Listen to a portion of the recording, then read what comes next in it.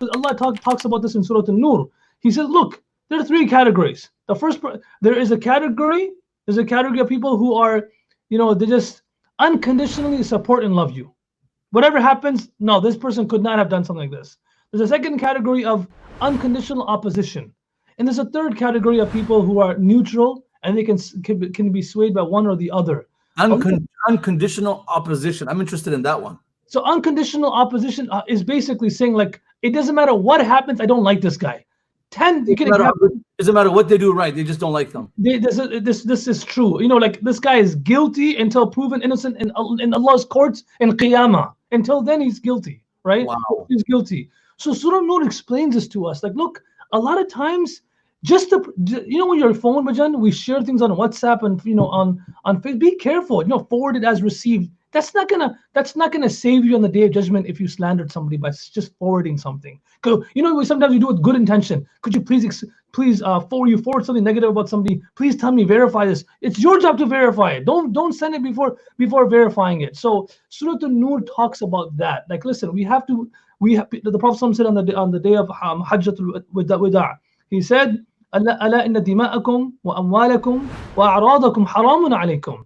Your blood, your properties, and your reputation are sacred, man. We can't just, Allah has not given us anyone the license to just rip through someone's sanctity, man. We can't do that.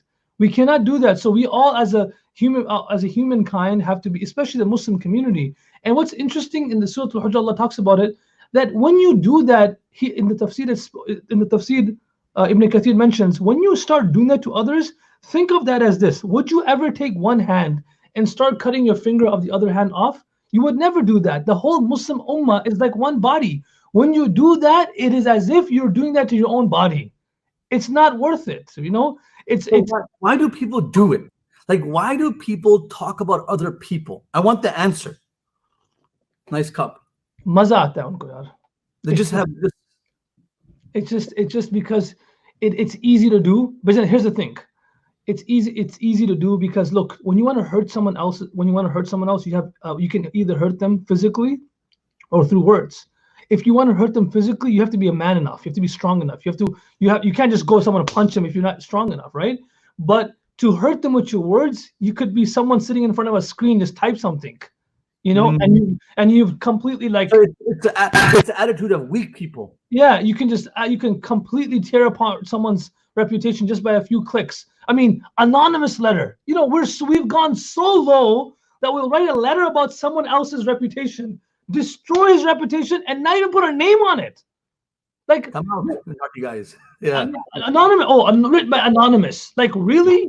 You're not even man enough to say something that's who it is, so we can. So the Prophet is in the Quran, Allah speaks about this. He says, listen, be careful, man, because even if you be jahala, Allah says be jahala. Even if you unintentionally, you didn't mean any harm, you unintentionally forward something and you spread something, you will get the every single person will get their share of sins. So let's stop this.